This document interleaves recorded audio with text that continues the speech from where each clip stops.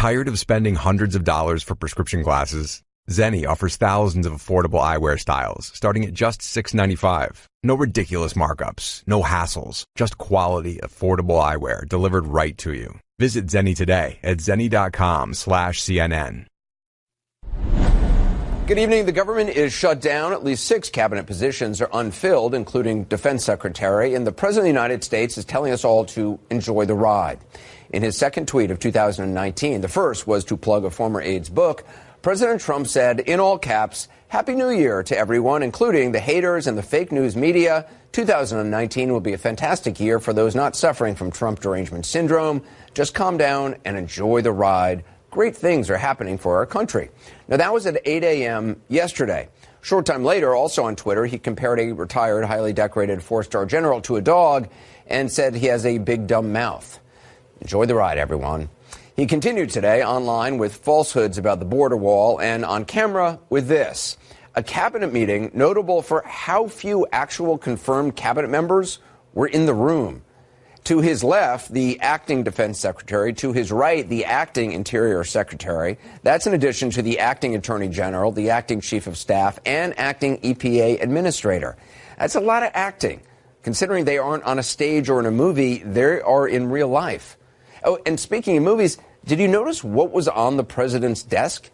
It's a movie-type poster of the president with the words, sanctions are coming November 4th, apparently riffing on the first Game of Thrones episode and, the idea that winter is coming.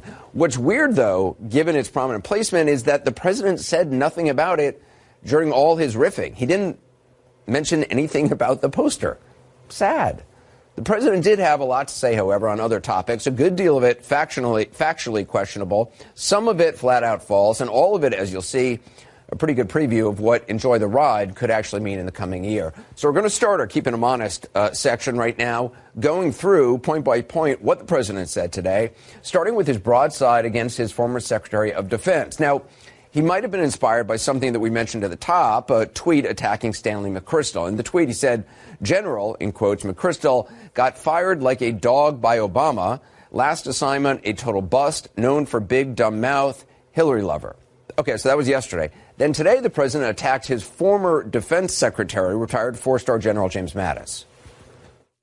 But what's he done for me? How has he done in Afghanistan? Not too good. Not too good.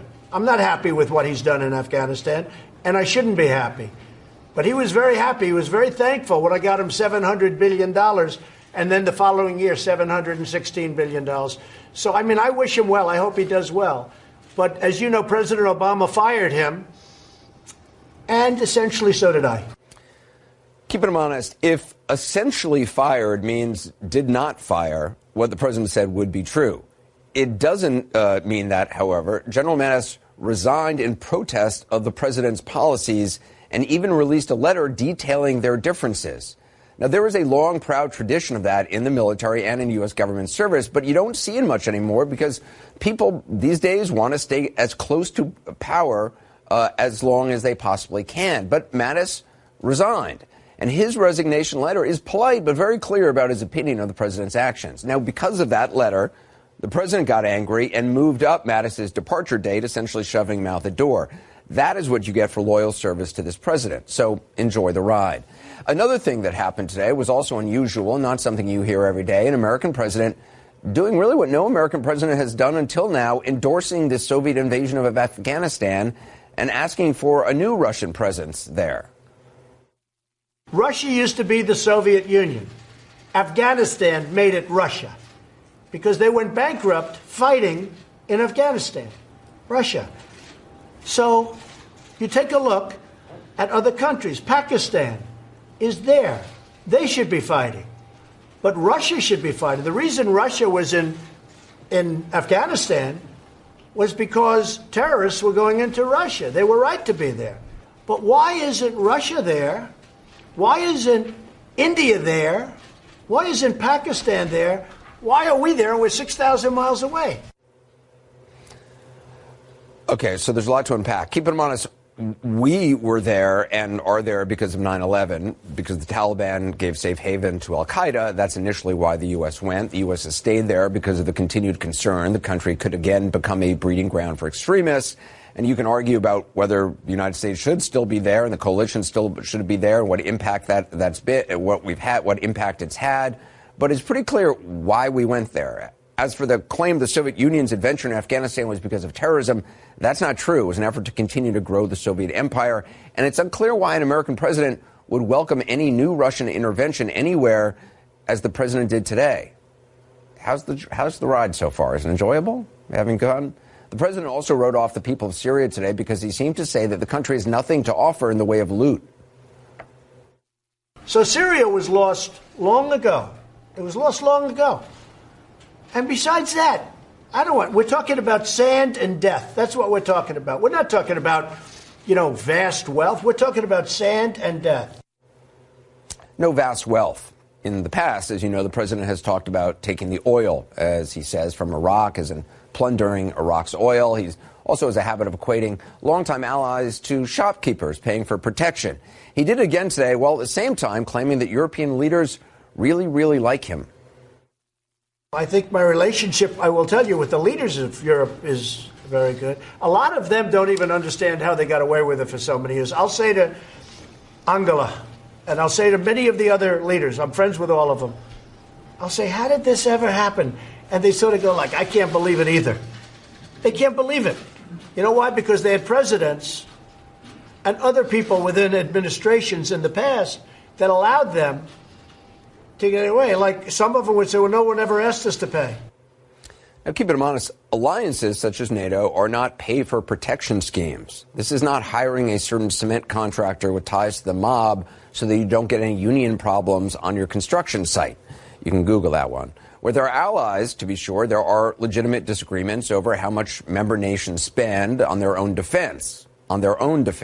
NATO is not like a golf club. There are no dues. There are no green fees. The president, we should add, also said things today that are not untrue and not necessarily outlandish. He raised questions that other presidents might not, certainly. But even when he just did that, there was often something else, an iffy claim, an exaggeration, or boast thrown in. Take a look. We have an area that I brought up with our generals 4 or 5 weeks ago where Taliban is here, ISIS is here, and they're fighting each other. I said, why don't you let them fight? Why are we getting in the middle of it? I said, let them fight. They're both our enemies. Let them fight. Sir, we want to do it. They go in and they end up fighting both of them. It's the craziest thing I've ever seen. I think I would have been a good general, but who knows? Who knows? This is not a new claim. The president has often said he knows more than the generals, or our generals, as he said, or my generals. What's new is how many of his generals he has actually driven away or insulted. What's new is how the consequences of the things he says and does are beginning to be felt, whether it's the shortage of people to run crucial cabinet departments or the sagging stock market or hard times for farmers and manufacturers caught in a trade war that the president has said again and again are easy to win. And even now, he shows no sign of recognizing that what he says today can come back and bite him tomorrow. Enjoy the ride. So there's that, and there's the shutdown. We have breaking news on that as well. Today, the president invited lawmakers to the Situation Room, presumably to work out a deal to reopen the government. Maybe it was just a photo op. The president hopes to fund the wall he once said that Mexico would pay for.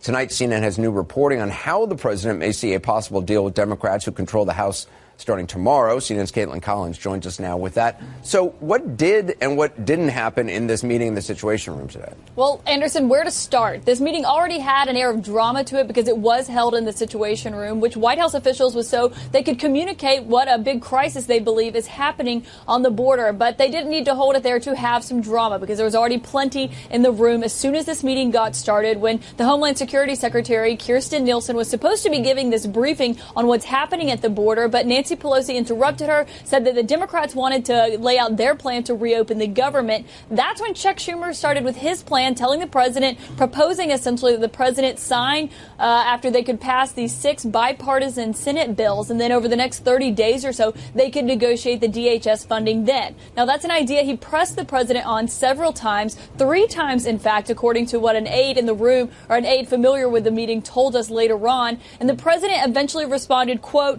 "I would look foolish if I did that."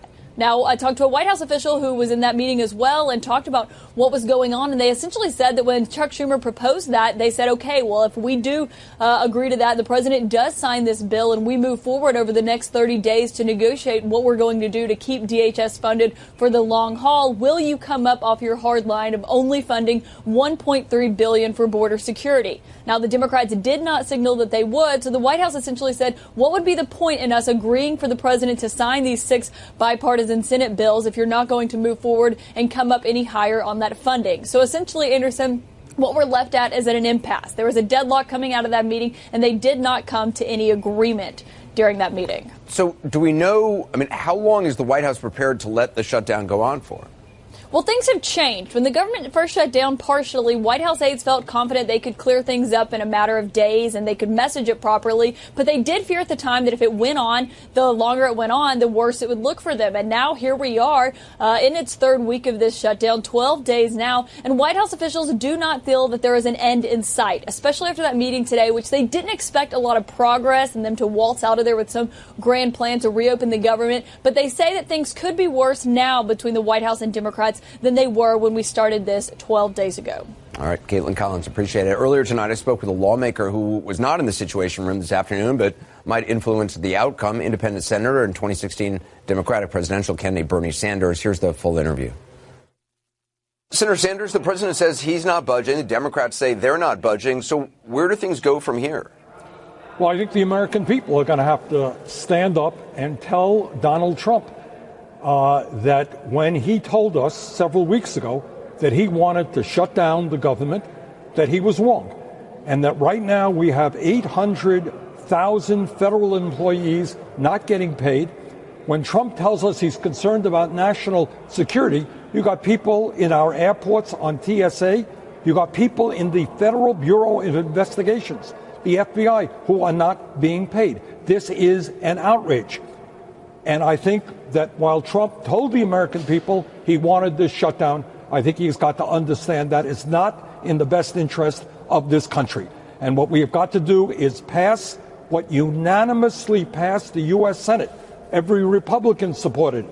And that is an extension of the government at least until February to give us a time to work out a longer understanding. Mitch McConnell reiterated today that he won't put the continuing resolution that the House Democrats plan to pass tomorrow up for a vote because the president said he won't sign it. Is it at all possible there could be enough Republican support in the Senate to override a presidential veto? Well, I don't know the answer to that one, but I do think, and this is a very profound point, that the Republicans in the Senate, and I know all of them, you got a lot of decent people there, they have got to understand that the Senate is an independent part of the United States government. They don't work for President Trump. They work for the American people and their constituents. And we need senators, Republican senators, to stand up to this president and tell him that he cannot always get his way. He cannot simply shut down the United States government and cause a lot of suffering to a lot of people. I went through TSA today in Burlington, Vermont, and I know this is true all over this country. You got a lot of workers who don't make a lot of money. They got to pay their mortgages. They got to pay their child care. They are asking why this government is shut down and why they are not being paid. And I ask and I beg of my Republican colleagues, stand up to Trump, do the right thing for this country. But as you know, this is now the Republican Party is the party of Donald Trump now. It's his party. And there are some Republican senators who are going to, who are living in fear of facing a primary challenge if they go against the president. Anderson, I do know that a lot of what you just said is true, but that's not what American democracy is supposed to be about. When you got a president, every American remembers that. He sat down with Schumer and he sat down with Pelosi a few weeks ago and he said, you can blame me. I'm proud to shut down the United States government. And that there are not honest Republicans in the Senate who say, Mr. President, that's not the way we should do business. So you're raising a right question, but in a democratic society, in our form of government, the Republican Party should not be, Trump is the leader, but he is not the dictator of that party.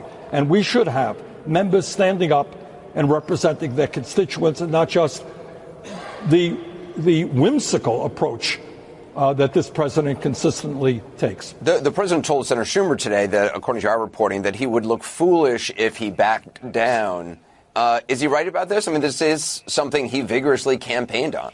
Promises were made. This is what drives the American people crazy. 800,000 workers today, including the FBI, including the TSA, including very decent people who are trying to support their families. They go to work every day. Imagine the feeling that they have.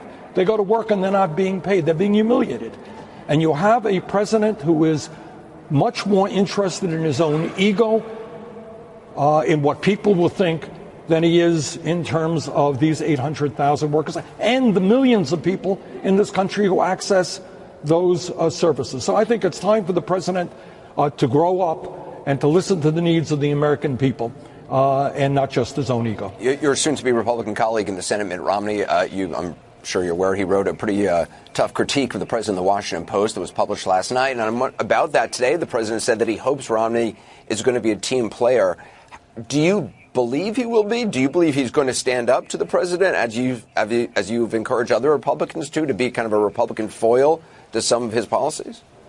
Well, look, the nature of American politics is when you have a Democratic president, Democrats generally follow that president.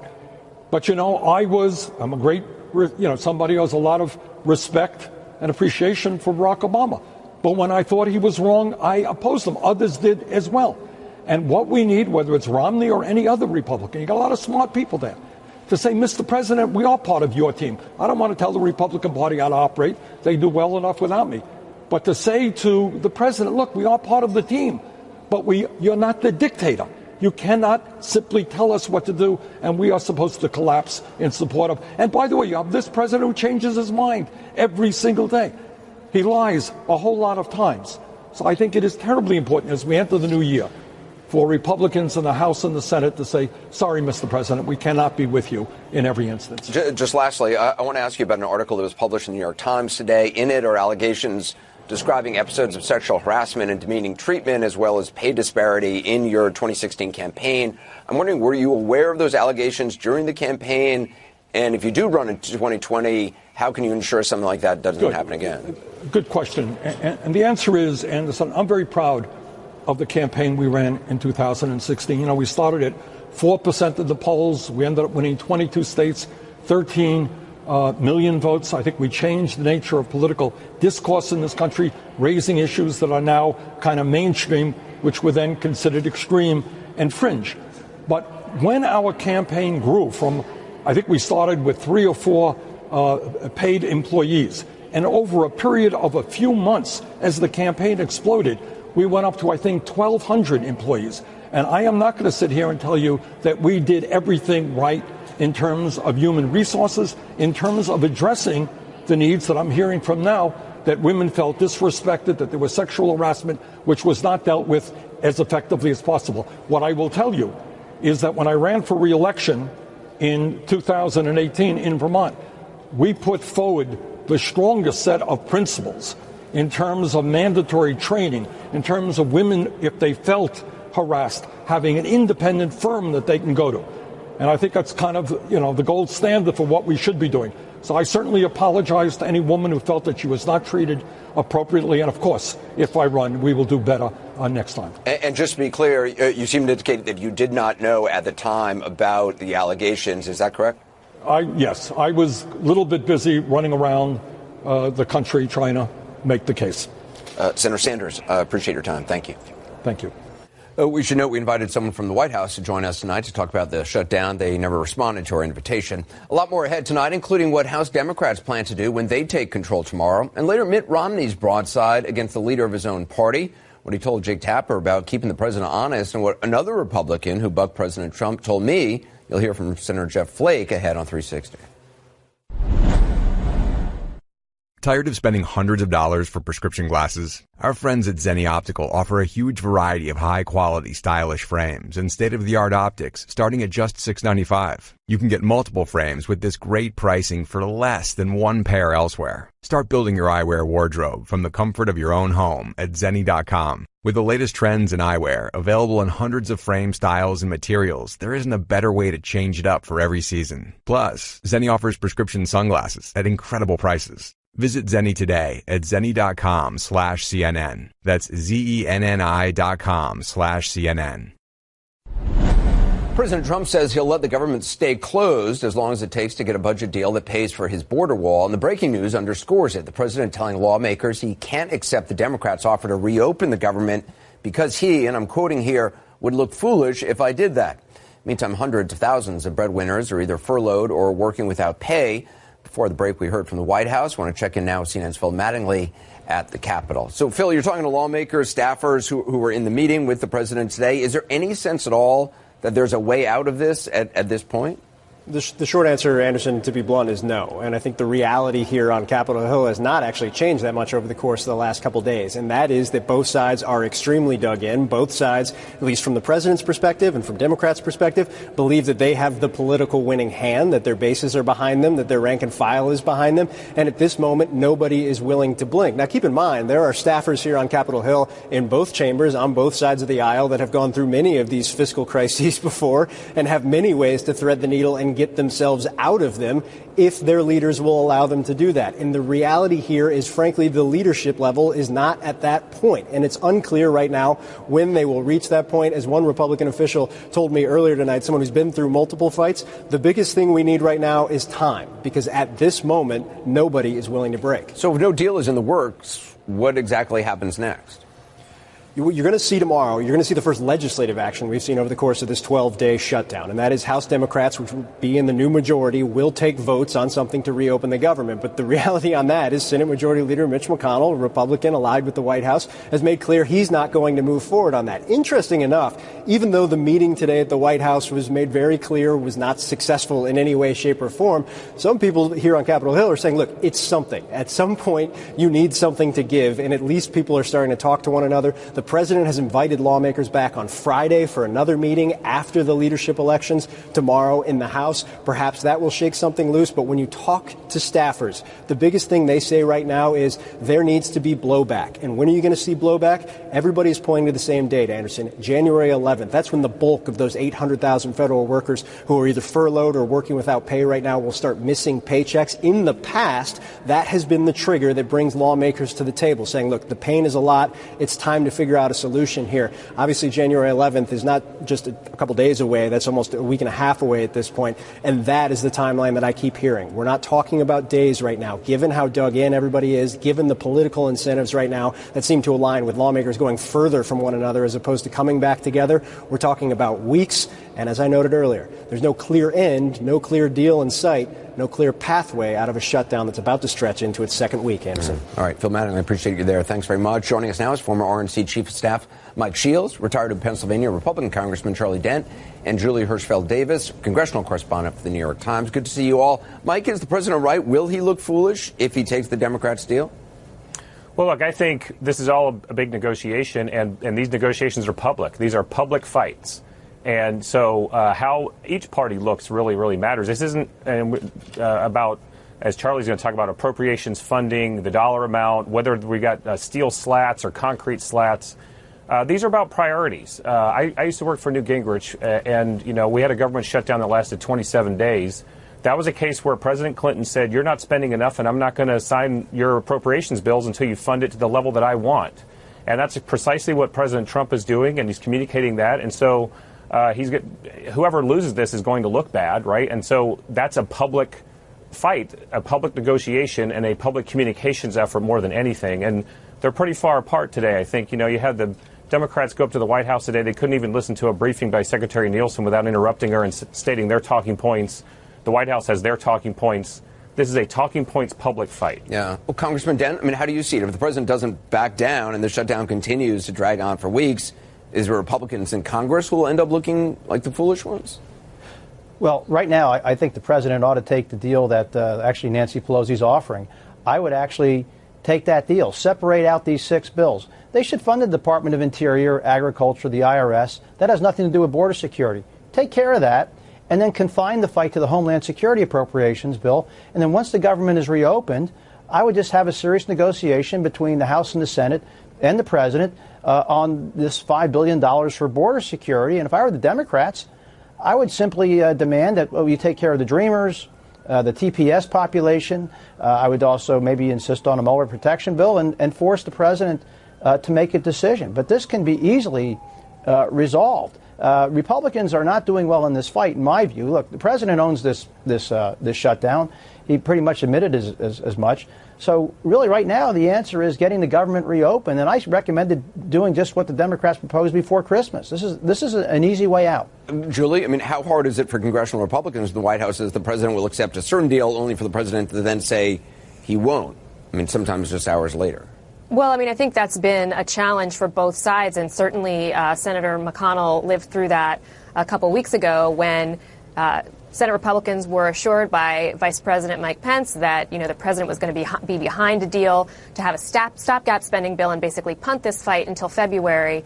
And so the Senate passed that legislation, and then hours later, the president indicated that he wouldn't sign that bill, and that's how we got to where we are now. And so I think that does make it very difficult for them, and that is, I think, why Senator McConnell is in the position that he stated this evening, which is he's not going to be in the position of putting a bill on the floor that is not going to pass and that cannot get signed by the president, because if he does that, then he presents the president with kind of an unwinnable situation there, where he has to either decide to veto a bill to reopen the government or cave on a fight that he clearly does not want to back down on. Mike, I mean, the president this morning said that I'm quoting, Mexico is paying for the wall and that much of the wall has already been fully renovated or built.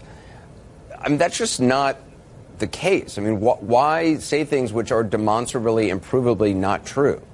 I don't know. My advice is not to keep bringing up the Mexico funding part of this. It just it keeps coming back and hurting him. But look, I think where the president is on this in the short term is a short-term battle versus a long-term war. And going back to my example of the Bill Clinton-Newt Gingrich fight, we Republicans lost that fight in the short term, but in the long term, Bill Clinton signed a balanced budget. He signed Republican bills on the funding levels that we wanted on things like Medicare. I think the president is trying to establish that going into 2020 that he's serious about border security and the Democrats aren't. And the rest of these things that he sort of come out every day in tweets are the details that we're going to focus on now while we're in the fight. He's trying to set up a longer term sort of difference between the two parties here. Congressman Dent, is that something you think he could win in setting that up, that kind of long-term fight?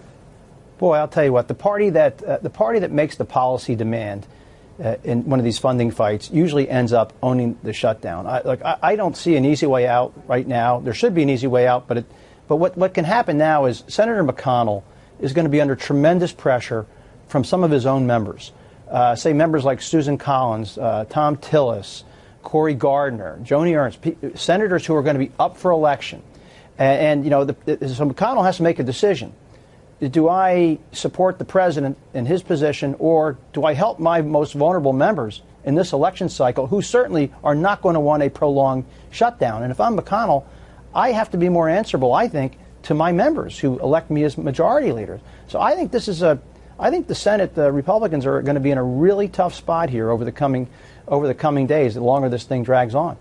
Julie, I mean, the president has made it clear he won't accept anything less than $5 billion for his wall.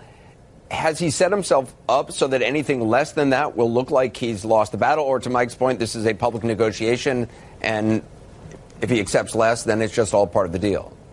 I mean, I think he has in a lot of ways painted himself into a corner here. He continues to come back to this $5 billion figure. He even shot down the $2.5 billion proposal that Mike Pence floated with Democrats a couple of weeks ago, right before the shutdown took effect.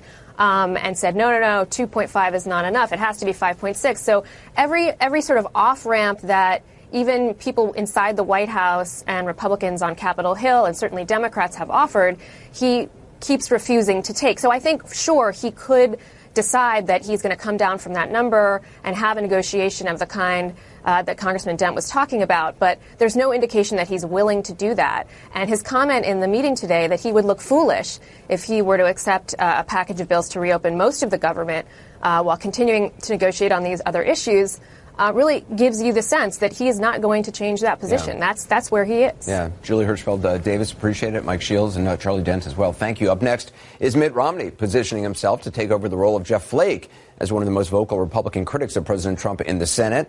We'll talk to Jeff Flake. What does he think about Romney's eyebrow-raising op-ed and the president's new attacks on him today? What the departing Arizona senator is saying next. He joins me. Remember, to create an ad like this one, visit purewinning.com/CNN. When President-elect Trump was forming his cabinet, his once rival Mitt Romney auditioned for the job of Secretary of State. You probably remember that. When he didn't get it, he ran for the Senate, readily accepting the president's endorsement. Now, as Romney prepares to be sworn in, he's making something very clear and very public. He's not happy with the president's leadership, trashing his character and inability to rise to the, quote, mantle of the office in an op-ed that a lot of people have been talking about today. Certainly did not go unnoticed by President Trump. I think people are very upset with what he did. He hasn't even gotten to office yet. He hasn't even gotten to office. And he was very happy when I endorsed him. So, I don't know what changed. With Mitt, I hope he's a team player, but if he's not, that's okay, too. Well, Jake Tapper got an exclusive today with the incoming senator who expounded on his concerns. I'll work with the president as I would, frankly, with any president, which is on those areas where I'm in agreement. We'll be able to work together. Where I disagree, I'll point that out. But in matters that relate to the divisiveness that's been part of our political environment, I'll speak out if I feel the need to. The Charlottesville response by the president was something that gave me great concern. The support for Roy Moore in the Senate race was something I was very, very concerned about. His attack on the media, I wrote an entire piece about that. So I've laid out time and again places where I disagree with the president, and I think it's very important for a president to demonstrate the qualities of integrity and honesty, forthrightness, empathy, and respect for the institutions of our democratic republic. I think those are all parts of the job. Well, after he was elected president, it was very much my hope that he would rise to the occasion, rise to the mantle of the office. After all, becoming president of the United States is quite an elevation for anybody. And he had said during the campaign that he could be extraordinary presidential.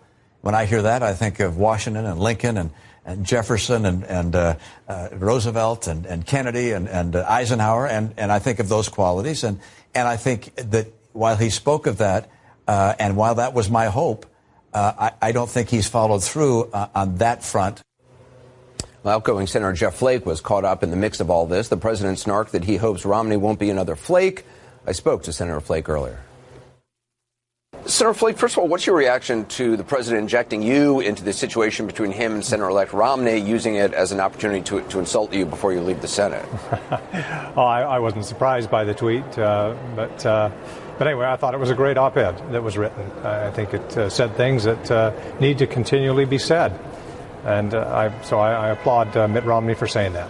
Do you think it's wise that Senator-elect Romney chose to kind of throw down a preemptive gauntlet before he's even sworn in? He's been strongly criticized by the president's allies, including his own niece, who, as you know, is head of the RNC.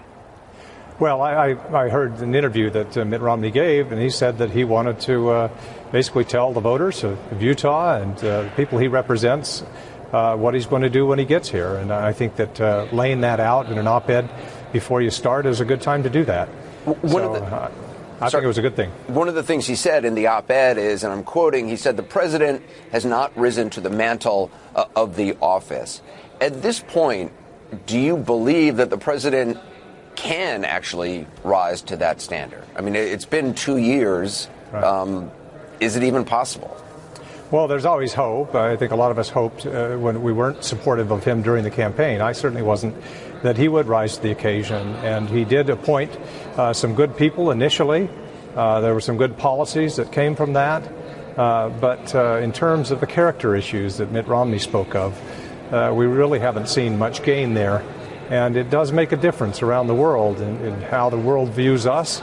And, basically, the president does exhibit kind of the character of the nation.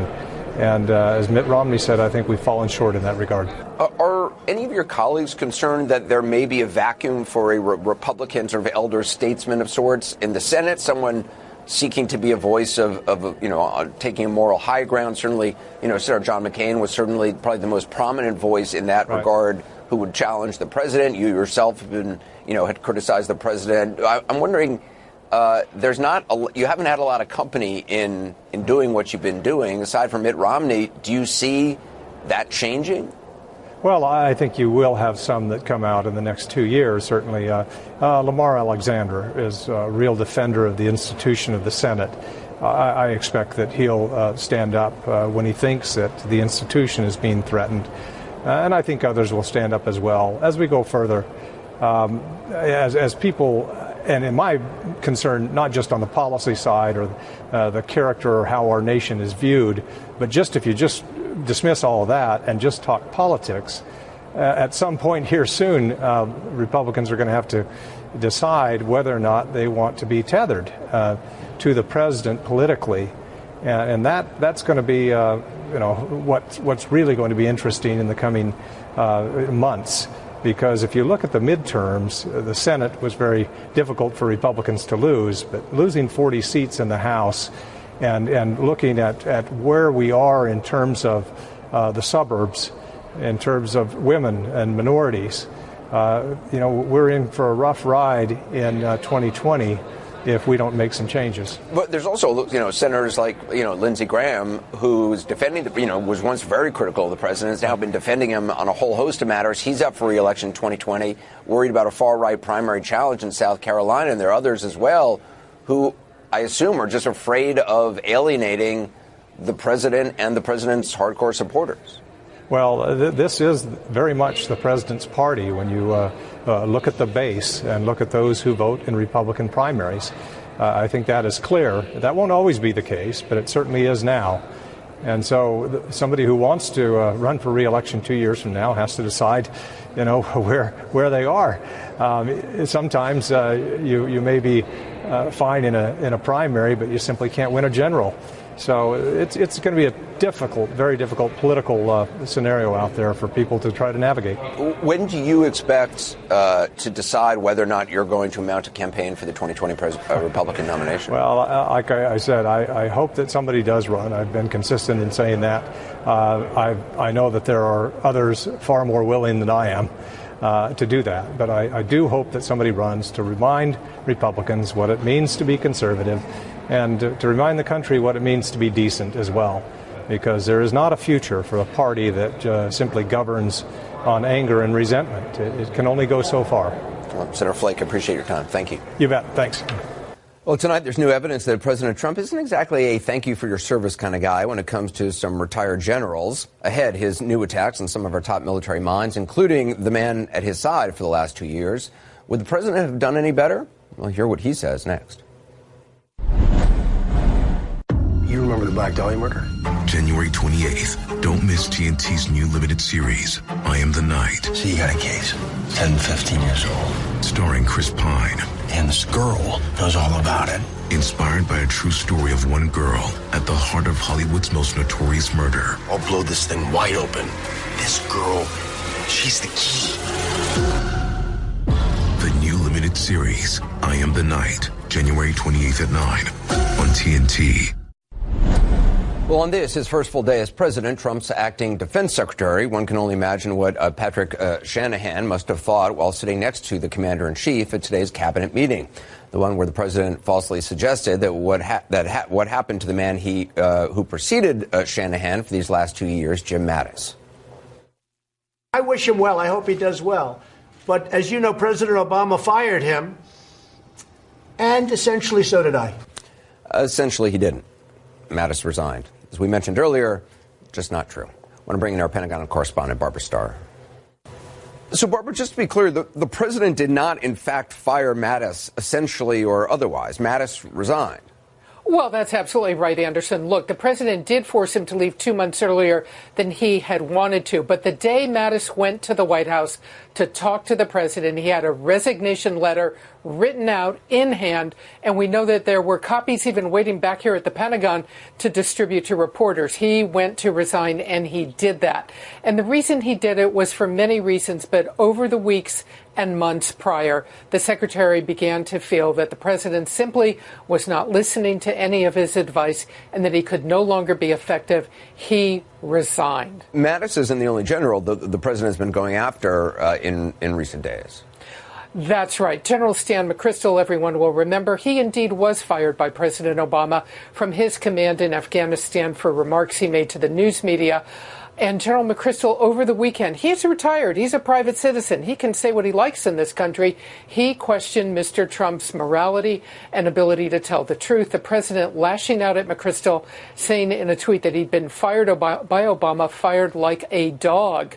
That led to Admiral William McRaven, also four-star, also retired, also a critic of President Trump, coming out and defending General McChrystal, saying that he was one of the finest officers he had ever served with. But here's the bottom line.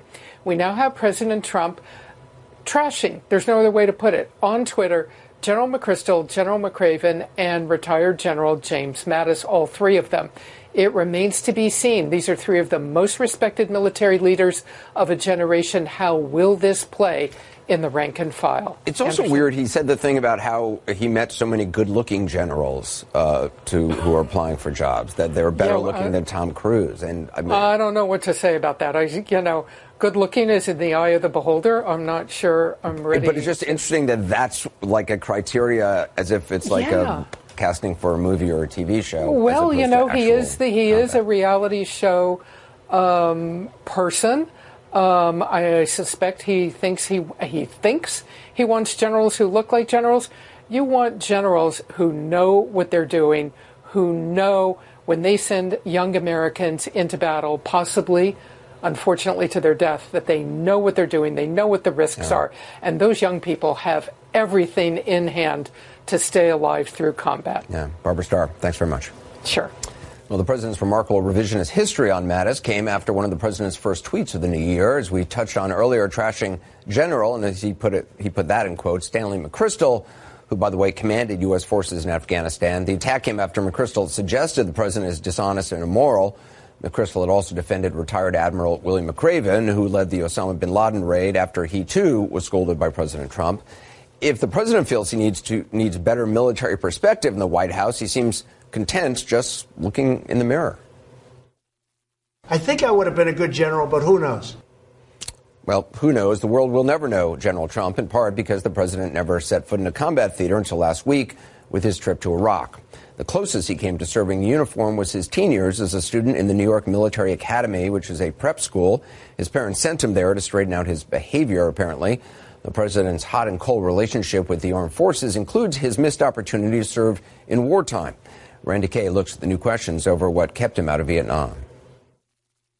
The Vietnam War was a disaster for our country. When Donald Trump was 22, all that stood between the future president and the Vietnam War draft was a diagnosis for something called a bone spur. It became an issue for Trump during the 2016 campaign. Which book? What? Trump claimed bone spurs, calcium buildups in his heel, kept him from serving in Vietnam. Now, keep in mind, Trump had already received 4 deferments for education. This 5th one, for a medical reason, the bone spur, came in the fall of 1968, only after Trump had finished college and classified as 1A, or unrestricted military service. Meanwhile, the president couldn't remember which heel had the alleged painful spur. Which foot did you have the bone spur in? You'll look it up in the records. I don't know. It's in the records. His campaign tried to clear things up, releasing a statement claiming it was not one heel, but both heels that had bone spurs. Trump's explanations about why he didn't serve had long been a topic of inquiry. In 2015, he was asked about it on ABC. I had a minor medical deferment for a bone spur of the foot, which was minor. And for his 2015 biography on Trump, author Michael D'Antonio asked Trump about the bone spurs. He says Trump took off his shoes in an attempt to provide proof. Going up with your feet on the back of my feet, which at the time prevented from walking long distances. So you couldn't march? So it would be very difficult to march long distances. Very healthy, but in the back, in fact, it's here. You can see it on both feet. I have spurs. D'Antonio says he never actually saw the spurs. Yet in 2016, Trump described the spurs to the New York Times as minor and temporary. The Times also quoted Trump as saying, "I had a doctor that gave me a letter, a very strong letter, on the heels." In that interview, Trump was short on detail. He couldn't remember the doctor's name who had diagnosed his heel spurs. That doctor, the New York Times just recently reported, was podiatrist Larry Bronstein, who rented office space from Trump's father, Fred Trump. The doctor's daughters told the Times that Trump's diagnosis was a favor to the family in exchange for preferential treatment. The paper also reports Dr. Bronstein benefited from lower rents, according to another doctor who worked with him. No documentation was provided to back up these accounts. I always felt a little guilty, and I was always, like other people, frankly, that didn't serve, because I have people that did serve, and I have friends that served, and they're very proud of it. Some are no longer with us. Randy Kaye, CNN, New York. Well, a reminder, don't miss Full Circle. It's our daily interactive newscast on Facebook. You get to vote on some of the stories that we cover. You can get all the details. Watch it weeknights at 6:25 p.m. Eastern at facebook.com/Anderson Cooper Full Circle. We'll have much more ahead on the high drama flaring up between an incoming GOP senator and the president who endorsed him. Will Mitt Romney become the new face of the Republican so-called resistance to President Trump in Washington? We're going to trace some of their complicated history and a lot more to come from CNN's exclusive interview with Romney today. It's a fascinating interview. Jake Tapper did it. Stay with us. Hey, Sekou Smith here from the Hang Time Podcast. Join me and my main man, John Schumer, every week as we break down the latest NBA news and storylines with guests from around the league. Be sure to subscribe to NBA Hang Time on Apple Podcasts, Spotify, and NBA.com/podcast for new episodes every Monday and Thursday this season.